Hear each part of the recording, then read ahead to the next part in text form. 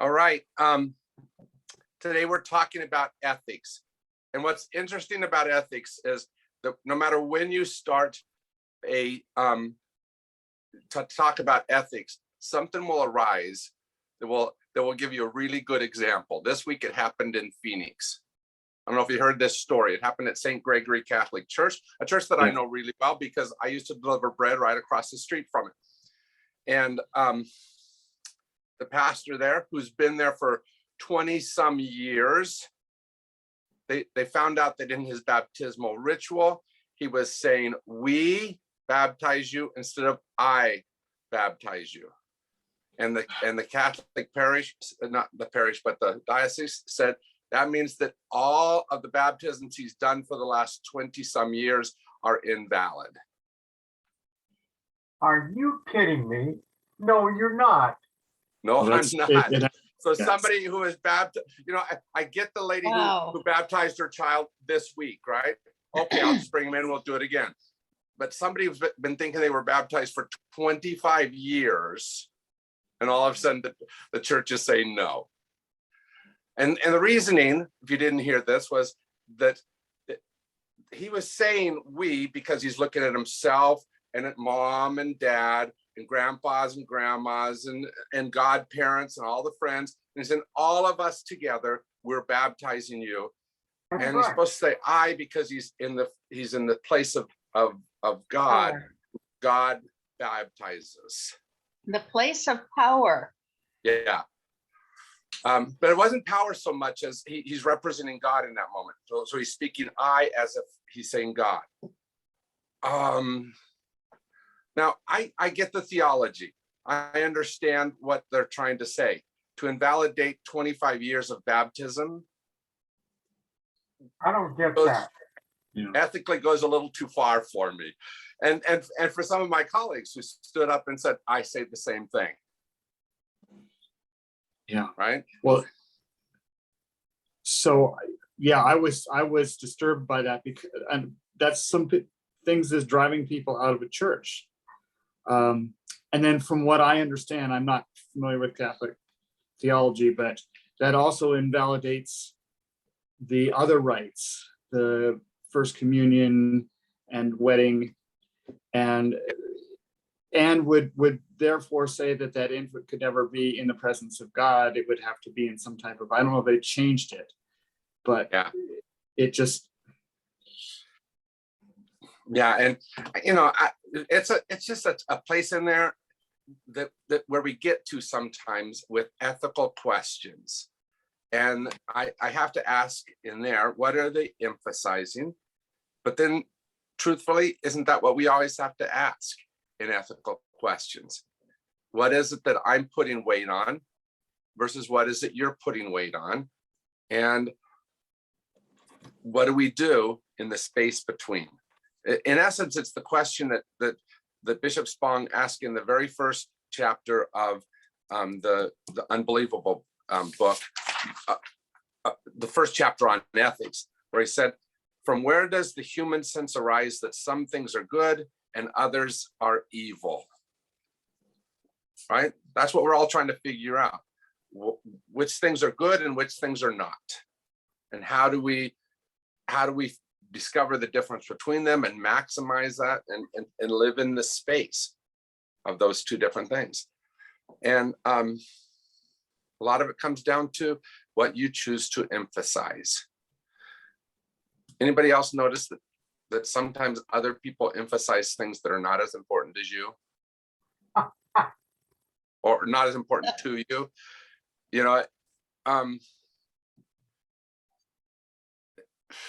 It's tough because very often, like the Catholic diocese, they hold them up as the word of God, right? Unquestionable thing. But part of that is going back to the arguments that he had. As he was going through this unbelievable book, you might have noticed that what he focuses on is our reliance on simple answers like the 10 Commandments. Mm-hmm. And you know why people like the 10 Commandments? You know the joke I make about it, right? We love the 10 Commandments because we do this. Checklist, got 9 out of 10 of them right this week. That's an A, isn't it? I just killed that guy. Right? Okay. And it's an easy way to feel good about ourselves. But is that the purpose of commandments, or is the purpose of commandments to help us grow and improve and become? And when we take simple answers in ethics, we're right all the time, but do we grow and become?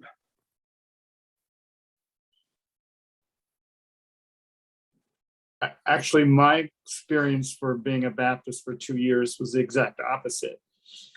You could never live up to those commandments. Very often that's exactly Yeah, right. because I mean, other than boiling a kid in its mother's milk, we did all the, and then when particularly in parts of the Sermon on the Mount, so being angry or having a lust were sins. Yeah. And it's because they put a huge thing on, here's the right answer, and you can never achieve it. Yeah. But that's the same thing, just emphasized a different way. That idea of right answer is what I think gets in our way. Either I have the right answer so I can beat you up with it, or I have the right answer so I'm saved, but I don't know about you. For sure, Sam's not. Right. And the 10 Commandments give us right answers. And I don't think that's what they were designed for. I look at, for example, what seems to me to be the easiest command to understand. Thou shalt not kill. Yeah. Right? Pretty simple, pretty straightforward. And yet, on two of the major issues that we deal with in America today, we have radically different ideas around that. So on abortion, for example, the right tends to say, thou shalt not kill, looking at the left who they say are killing. But on capital punishment, it's the opposite. Right? The left is looking at the right killing people. And everyone feels justified, even though in both cases, in some definitions of the word, they are killing.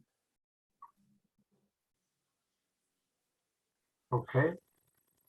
And we don't seem to stand on the thou shalt not kill side consistently on both those issues. Because we're taking ethical stands, not necessarily simplistic, black, white, easy answers. But what Bishop Spong has mentioned in other talks is that in the Bible, you can, if you are a child and you talk back to your parents, you are to be stoned to death. If you are homosexual, you will be stoned to death. If you worship the wrong God, you will be stoned to death. So unfortunately, there's a lot of capital punishment. Right. And so my friends who want to make it simplistic like to go, oh, that command really says, thou shalt not murder, which makes it much simpler to support war. Makes it much simpler to support lots of stuff where killing in your mind is okay, but somebody else's killing is wrong. And I don't think I think what Bishop Spong is trying to say with all this is that's not what the commandments are for. The commandments are to put us into some kind of space where we have to not take an easy route, not have a checklist, but to challenge ourselves to decide what's the ethical behavior. Instead, people will make fun of someone who decides, you know what, I don't want to kill, so I'm going to become vegan so that animals are not harmed. Now, I think that's a strong ethical stance, but people use that and say, oh, that's not what that means, and it means something very different then. I don't think that's what we're supposed to do with ethical questions, is laugh at each other's stuff, even when we disagree. Because how many have at least some people that take ethical stances that you don't understand or agree with? Oh, yeah. And what do we do about that? Do we keep our mouths closed and say, uh-huh? Hmm. And sometimes the reason why some people choose to say this is, and they take the very black and white type of look, is because they're afraid of what they call relativistic stuff, situational ethics, right? So they're not situational, it's always this way. What do you think about that?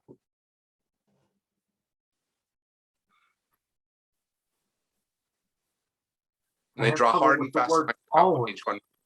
Go ahead. Yeah. I have trouble with the word always. Tell us why. Well, you want to list it. You want to unlock the drawer that has always folders in them. And then you say, well, okay, I'm going to take this folder out because this doesn't have to always be always. Oh, so who's in charge of the drawer? Well, this is my drawer in my office. That makes sense. Mm-hmm. What I hear you saying is, what are the ultimates that don't have that where there's not struggles, that there's not different sides of the coin, Yeah. right? Is that what you're saying? Or if there are different sides, you can stand there and say, but I embrace both sides. Mhm. Therefore, there's no argument. That's what we want, isn't it? I don't know. Yeah, I like the idea of universal connections. And I think where you're going is where I think is a better way of looking at it. When we say situational, the reason why people don't like that is because it smacks too much of you can justify anything. Mm-hmm. And I get why they don't see that as ethical. I think maybe a better term than situational is relational. Relational to the situation, and especially relational to the other people involved in the situation. I think about, like, for example, thou shalt not kill, pretty clear. But if your daughter is in front of you being raped by a man, what do you do? How do you resolve that? And is killing justified in order to save her?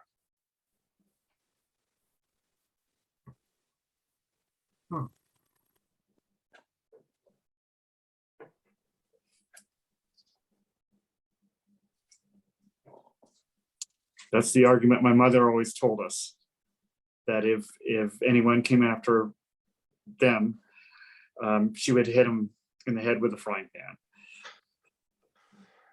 Yeah. And is that unethical, right? Does that put her on the side of evil? I can't argue just that, can you? No. And yet probably the guy who's got the imprint of the frying pan in his head might want to disagree with us. But he might be alive to disagree. He might. As opposed to shooting him with a gun that he might be dead. Yeah, yeah, absolutely. I like the remark that again, that fellow that I sent the black neck redneck. I like the way he answered things with, hmm, mm-hmm, hmm, Where he's listening. yeah, And I think that's what I think what Dr. Spong is trying to tell us is that this relational listening that maybe leads to a situational ethic that is different in different places is because you're sitting and you're thinking about. And one of the biggest mistakes I think Christians do is they come up with right answers. Thus the 10 Commandments that are all the things you have to do. There's the list. It's all set up. No, what if you have to think about how to act in each moment? What if you have to be relational in every moment? I had one of my buddies on a site that I go to that's about Bishop Spong, right? I'm fans of Bishop Spong site or something like that. And so we talk about the different things that he writes. And one guy wrote this week, when we give up on the idea of a theistic God, what are we left with? Life was simpler when I pictured a being in the sky. mm-hmm. Right? It's simpler because you can put a face on it, you can put a place That's in on the, and easy answers are all there. And I answered back to him, and I think I'm right about this, that if we have too much certainty, have we defined God out of the moment? And yet I understand why he wants certainty, but is God certainty, or is God situational and relational? But I think back to back when I was a teacher, we had a new playground piece of equipment, and some teacher got together and created 18 rules on how to use that. When on the upper grade side, it was, be safe. And sometimes there are 631 laws in the Hebrew scriptures. Some deal with things like pardon? 613. Okay. But some with the holiness code, and which we would find if you were menstruating, you would have to be out. You're considered unclean. I mean, stuff that we just wouldn't buy today. And then even if you stuck it to the 10 Commandments, adultery in certain times, polygamy was allowed. And so there's even interpretation to what exactly that means. Yeah.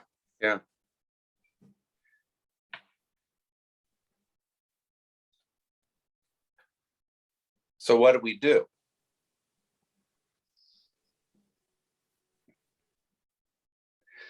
I think we like certainty because it's simpler. It's Or easy. you can avoid it. You can avoid hard questions because you already got the answer. Let me tell you a little story that happened 20 years ago. I'd not been pastor for very long at the time. And I was over at a meeting at St. Matthew's Church it's right on the 60 in Mesa. And all of a sudden, one of the other participants brought up this young man who was looking frantic, because he was. And explains his story that he and his bride are sitting out on a golf course not far away, and their pastor never showed up to do their wedding. is there a pastor here who can do that wedding? So I'm sitting with, there's 4 of us sitting together. And immediately my friend Dwayne spoke up and said, I don't do weddings for anyone I haven't done, and whatever his criteria was, X number of premarital counseling things. So he said a hard no. Nope, you don't fit the criteria for what I have to do. I said yes, I went with him. We got to talking, and he comes from the same small town that my family comes from, and he is an off cousin. And so I'm able to be there in a space and be a family member in that space where it could have been just disappointment, but suddenly I could be grace in that moment. Why? Because I chose to be relational rather than follow my ethical pattern. Right? And I'm not saying, maybe Dwayne's premarital counseling things were good standards usually, but were they in the moment? So are they still married? Last I knew they were. Good for them. But what kind of simple answers do you have that make it so that you don't listen to somebody on different questions? Because I got to tell you that it has become harder and harder for me over the last 5 years to listen to a certain part of the political subset in America. Really? I'm There surprised. There are people that it is really hard for me to open my ears to, open my heart to. How about you? Where is it that ethically you already have answers, so you don't listen or relate as well?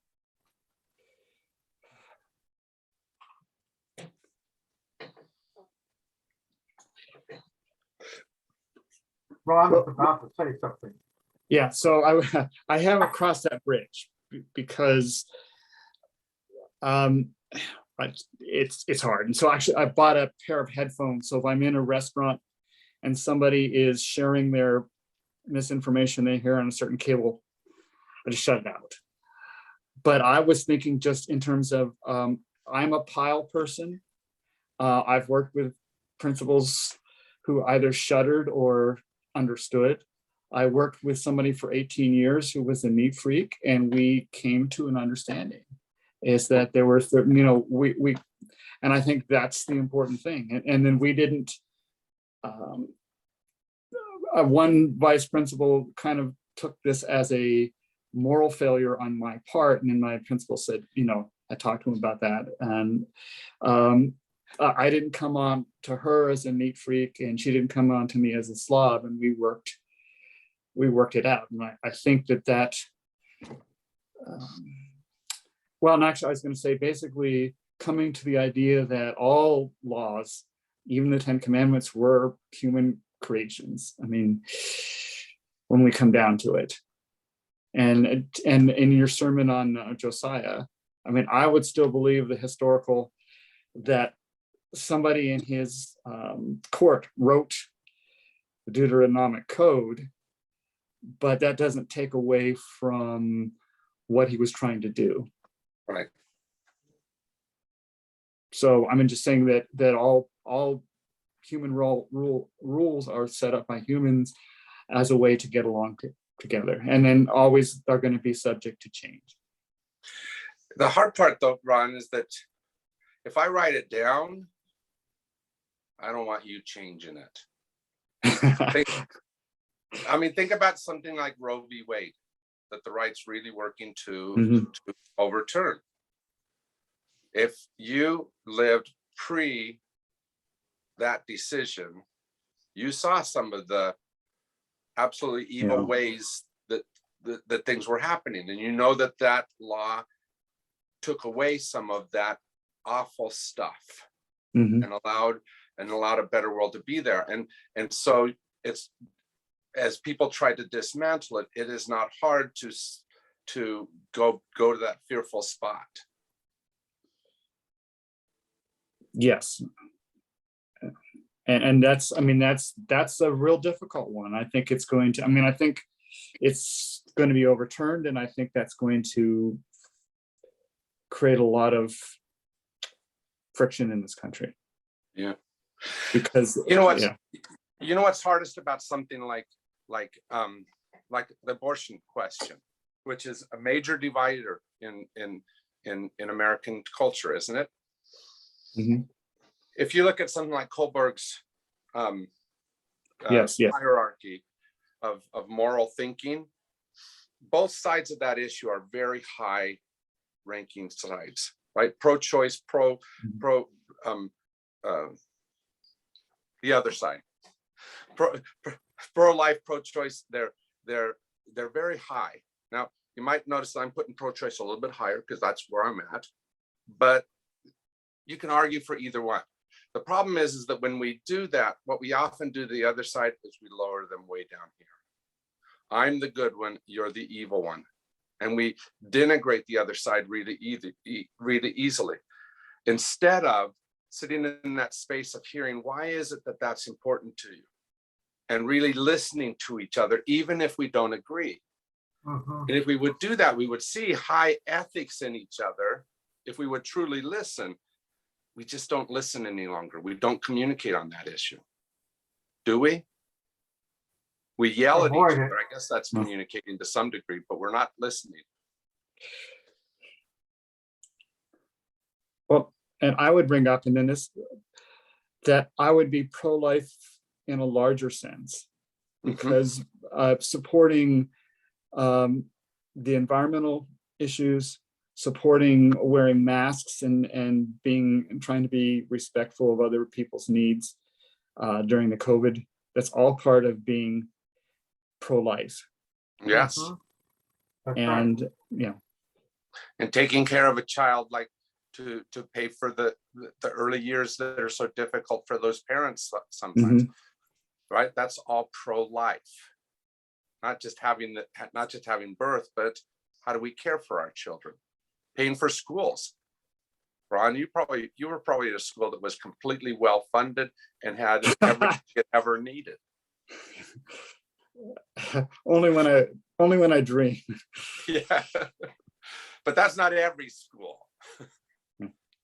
And yet, if you're going to truly say you're pro-life, the conversation is much larger than just that one issue, isn't it? But there have been groups that have tried to get people together and actually talk about that, and it helps. They don't change their position, but they become more respectful of the other side, which I'm hoping that.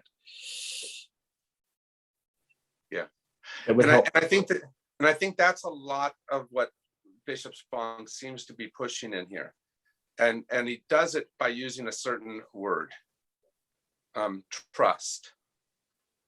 Why is it that we don't trust somebody on that other side? Because if I vilified that thing so much, you're killing babies, it makes it really hard for me to trust your word, or vice versa. Right? How do we build up trust in order to truly have good ethical conversations, even when we disagree? Because I don't know about you, but trust is not the first thing I'm thinking of when I look at some of the people on some of the issues where I feel very divided right now. Part of it's because I'm just tired of trying to trust them. And if I can't find trust, I'm never going to step closer. Joyce, it looked like you had something to say. You're muted though. Sorry. I'm just looking at or thinking about the conversational side of developing trust with other people. You know, where we were talking before, where y'all were talking before about, you know, people in groups and that kind of thing. And, you know, if you've got somebody who is really schooled in all of the, I won't even say all of these, in at least knowledgeable about the different aspects of either choice or life, whichever side you happen to be on. And they can talk relatively intelligently about the choices that they make and their reasons for it. That's one thing. But when you've got somebody who has, all of the no information other than misinformation, Mhm. and there's to my way of thinking, there's no way of talking to these people to develop a consensus or to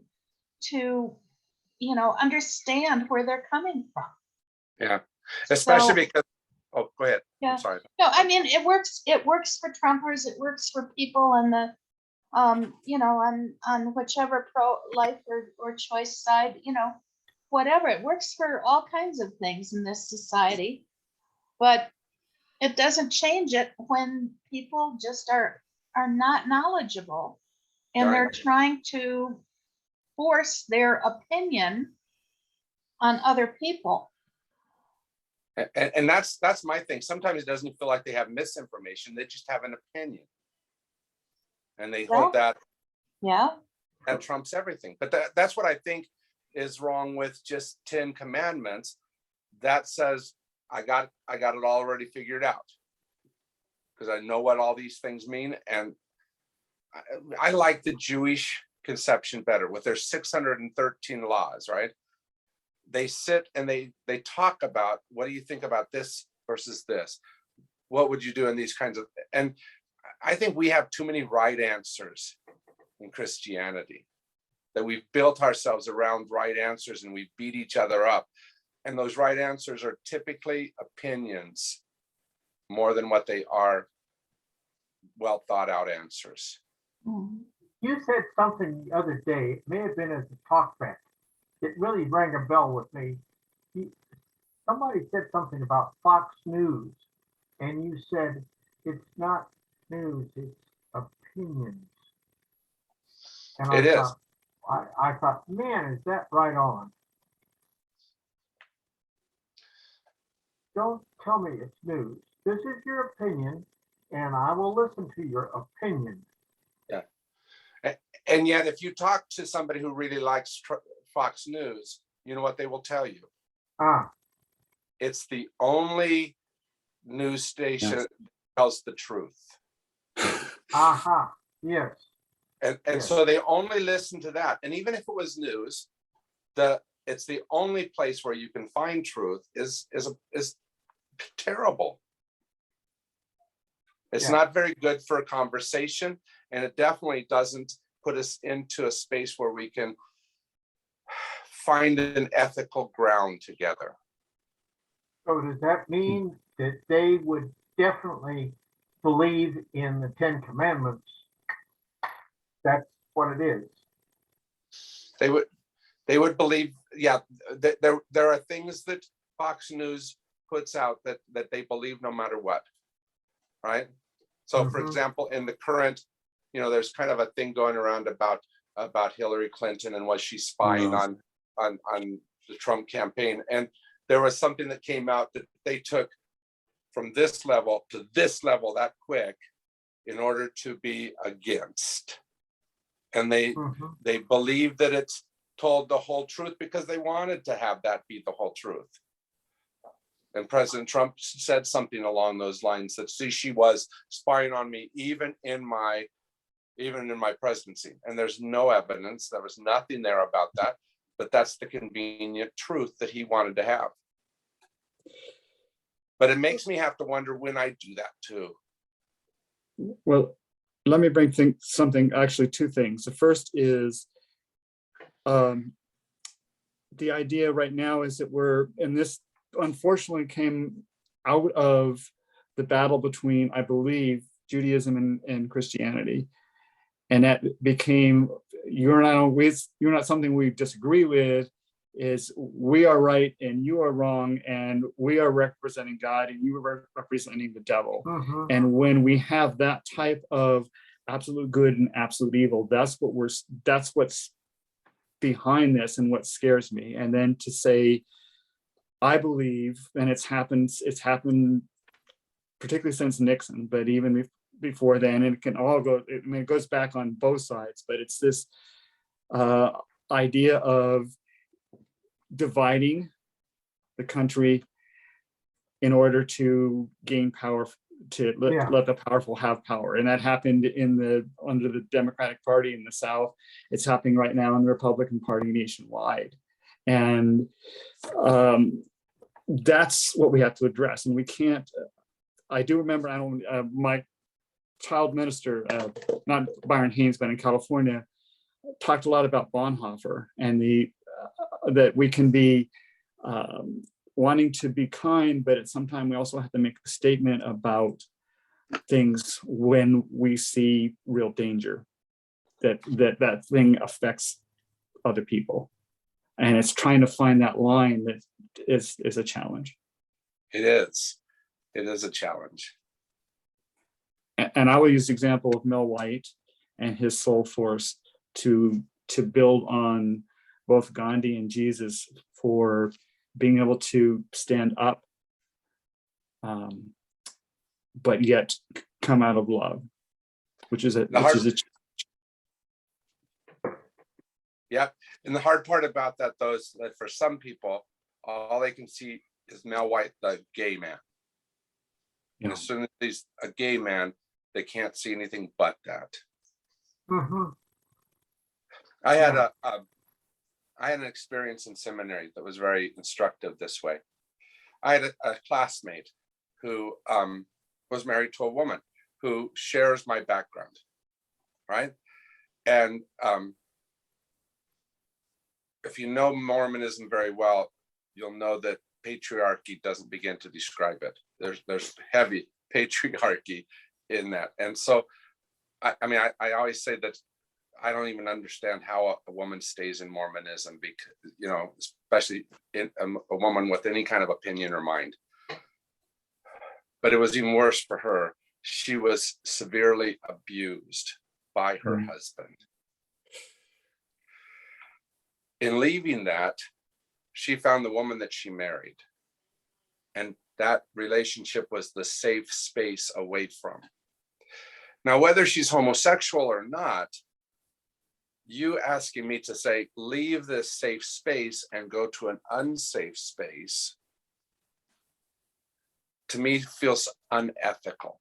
Even if you write it off as a sin, she's in sin, I can't see taking her from that which saved her life, mentally and emotionally, especially. Ethically, I could never do that. And yet some people, as soon as they look at the relationship she's in, they say there's only one way out of this. How do we be in conversation with somebody around issues like that?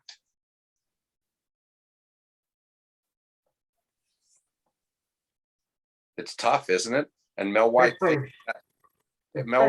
your daughter. Yeah, especially if she's your daughter. But Mel White was one who did a good job trying to bring that into a space of conversation. And you have to notice me rather than just see a gay man. Mm-hmm.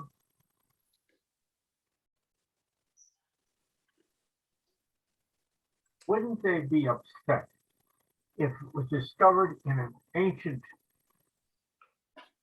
piece of writing somewhere that Jesus was gay?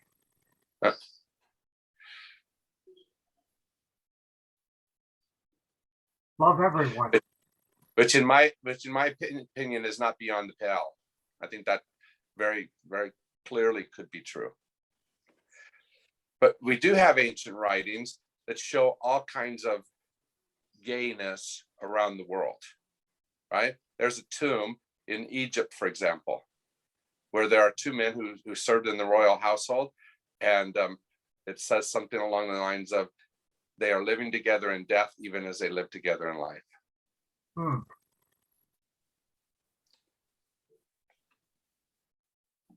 And we want to write that off as that didn't happen, but Well, Spong has posited, he doesn't say it as a fact, but he just posited the idea of Paul being gay. And that would explain some of his writings about the sin that he knows it's wrong, but he still does it or still feels it.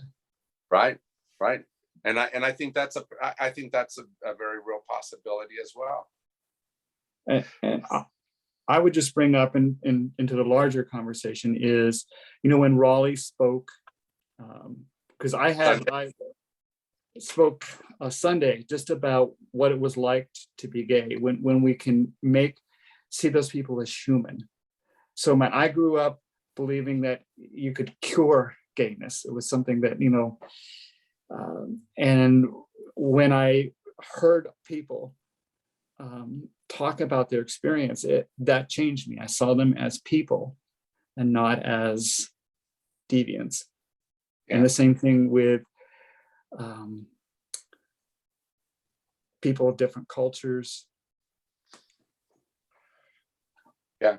And I think what gets in the way is whatever preconception we already have. And this is about any issue. If I am holding on to a certain view of abortion, whether it's true or not, if it blinds me to hearing what the other person is saying, then it retards the conversation. And it's rarely true. When anybody says always, that's rarely a truth. For example, people who talking about marriage like to have this thing of, this is how marriage has always been. And marriage has not always been that. It hasn't even been that way in our lifetime. Here's my experience.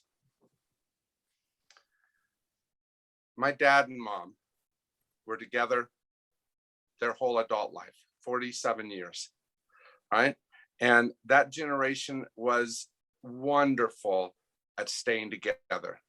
Do you know why they were so good at staying together? Sometimes in the face of, clearly from a kid's point of view or from a neighbor's point of view, two people who should not be together any longer because they were hurting each other, right? But that generation stayed together magnificently. You know why? Because the generation before, my grandparents' generation, had one of the heaviest rates of abandonment due to things like depression, which took one partner off across the country and never came back. And so my parents' generation looked at that abandonment that happened in their childhood and they said, we're going to solve that by staying together. My generation looked at people who stayed together when they shouldn't, and guess what? We learned way too well that sometimes you should get out of a marriage. And we got way too good at getting out of marriages, right? And so you know what my son's generation does? They see how we didn't stay in marriages, how we didn't trust that institution, and so they never got married. Right? And so this thing that we say is a long-term institution and has always been the same has switched 4 times in my lifetime. And probably will switch in the next one. Yeah. Right? And have different, and each time, each generation was solving something from the past generation. But to see that, you have to have more of a you have to have a fluidity to your thought patterns rather than say, I already have a right answer. Yeah.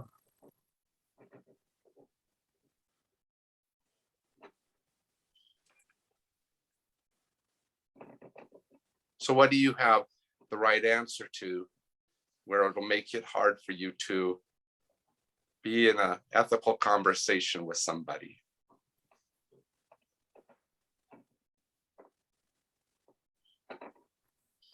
I was watching Johnny Weir talking about ice skating. Yes. And I mean, that guy is going to address so that you have no doubt that he's gay. Mhm. Absolutely not. Hairdo, bouffant up at the top, everything. The way Yeah, he he makes sure you know. yeah, there's no question about it. Oh, you think he's gay? Yeah. Okay. So how did that influence me? Well, I know him as an ice skater too. And as long as he was off camera, but he was describing something, I didn't have any problem at all understanding what he's talking about. And he talked about the beauty of the curve and circles and stuff like that. But the camera comes up and there he is, a beautiful guy in this beautiful costume. And I was influenced negatively. Well, sort of negatively.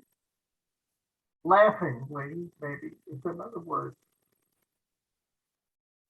Yet he was very sincere.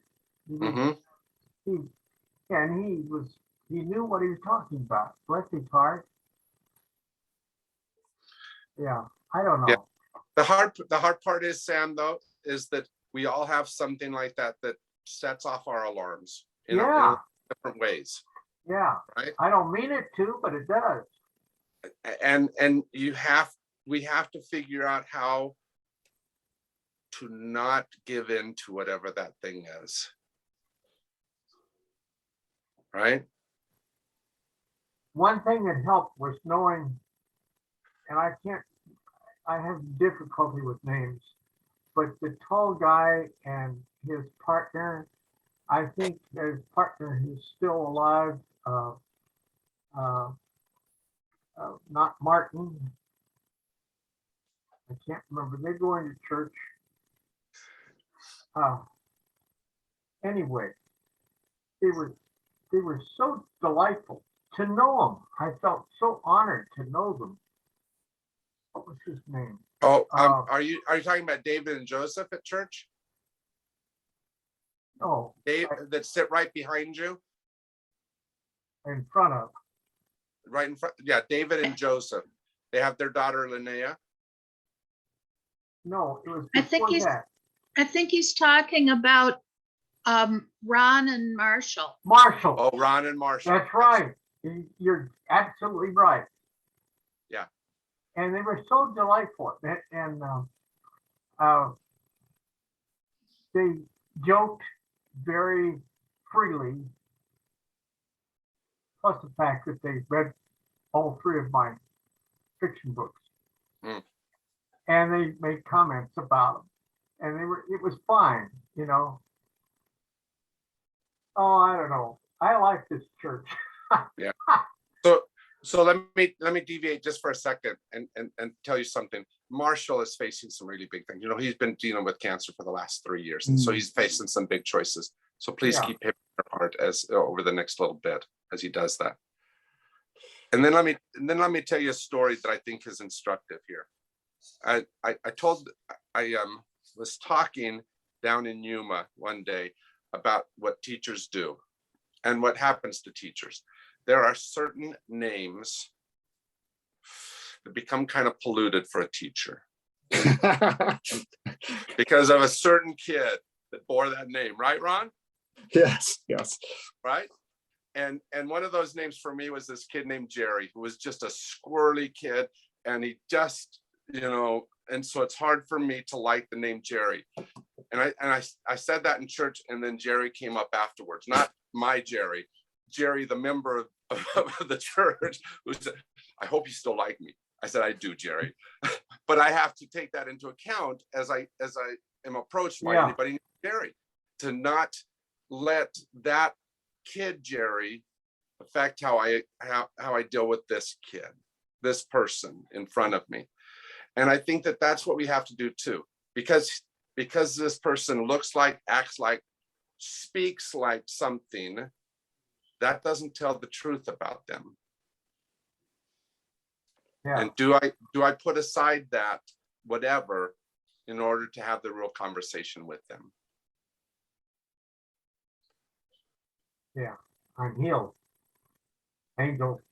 It was not an angel. Yeah, And absolutely. Adolf, I had an adult bowl, Hmm. and the kid said, "That's like Adolf." Yeah, Yeah. and it flavors things, and especially though if there's some way that you are reinforced. Part of the problem with a conservative Christian being able to have a true conversation about homosexuality, because in church, too many pastors have gay bashed for such a long time that it's hard for those folks to have a good conversation. Hmm. Well, let me bring up, because my sister is an evangelical Christian, Uh-huh. and we just don't talk about certain things. We don't talk about Ronald Reagan. I wanted to change my name during the 80s. And we just don't talk about gay, or Mhm. we wouldn't talk about, and just leave it at that. And sometimes I think, and then I even think of a friend of mine who I'd known since college died suddenly, and there was an evening where we both saw what happened in different ways, and I don't think it ever, and I, even if we're alive today, I've just learned to drop that Yeah. evening period, because there's just no way that it's ever resolvable. I don't know if that's No, smart. no, I get exactly what you're saying. Yeah. It is difficult, but conversation doesn't, non-conversation doesn't bring us closer, doesn't solve issues. It sometimes makes it so we can live in the same room, same house, same family, but it doesn't bring us closer to into relationship. And that's the tough part. And in America, we've worked really hard over the last 20 to 30 years at separating each other. And it is showing in these last 5 years. Isn't it? Mhm. Yeah. And somehow we have got to figure out how to reverse that trend, because the further we get apart, the less likely we are to be able to fix it. And I think it has to do with having right answers, or being in conversation to find ethics that we can agree on.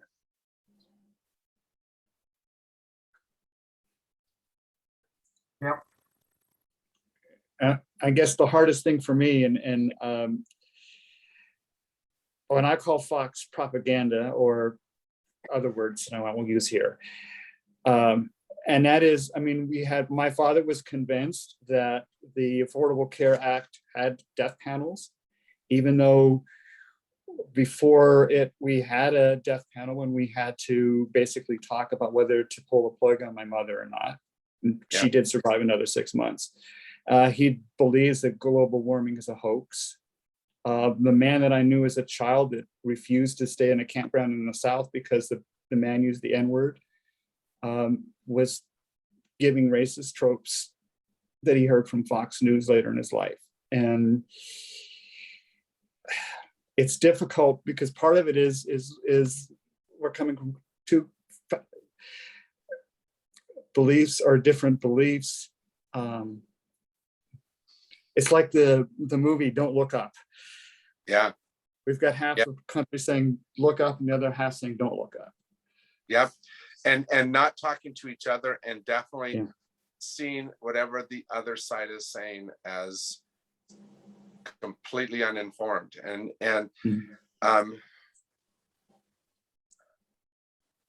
all that does is it increases the divide. And somehow we've got to figure out how to reverse that trend against all odds, both within ourselves and in the other people. So are we going to be able to find that in chapter 13? Why does it matter? I think there's chances of what can heal this, but it takes a lot of work all around, right? A Because lot of understanding. a lot of Yeah. understanding and a lot of choice Mhm. from you, an invitation to the other person to make choices to move towards you. It's a tough place that we're in, but it's also a great opportunity, because there are a lot of things I think that we do agree on, and that we can choose to see, but we have to choose each other. Yes.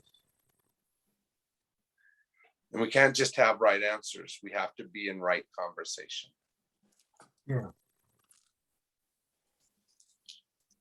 And a lot of the conversation is listening. A lot of conversation is listening. And at least part of what I hear from people on the right that I know of, and I think they're absolutely wrong about this, but they speak on a regular basis that you're not listening to me. I think we listen a lot, but I don't think they feel listened to. And I don't know how to solve that, because I think what they mean is you're not listening because you're not believing just like me. I haven't converted you yet.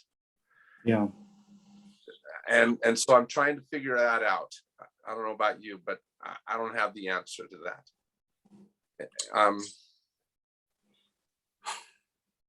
But that's what they're feeling, at least. And that's because I saw that. I was with my dad in the car, and he was going on about something that Obama had done. And I saw a look in his eyes of fear. And I could sense the fear that he feels about the belief that, I mean, he had I guess some health inspector way back when he was his first store in Washington, D.C. Was Black. And he felt that even though a majority of that church was Black, he felt somehow that when that man was over him, and he equated that to Obama, he would I saw that, and I saw the fear in his eyes, being the fact that his wife had died, his wife 5 years had died, and feeling alone. And Yeah. so part of it is just sensing the fear, but I don't know how to bridge. He passed too, and we never bridged the gap. Yeah. And part of that, what you're talking about, is narratives. What are the narratives we're listening to? And especially in this time when we've torn down some narratives, right? When you look at the taking down of post-Civil War Confederate statues, I get why someone sees that as the negative, but those were important to tear down. But it does erode the ability for us to talk to each other, because it took away a narrative from people. And you can't put them back. But no, you can't put them back, Cannot. right? And so we've got to figure out how to recapture some common narrative that we can hold on to together, because right now we have a whole lot of what we can't hold on to together. And part of what Bishop Spong is doing is increasing part of that. I can't believe in the Jesus on the cross the same way you believe in that.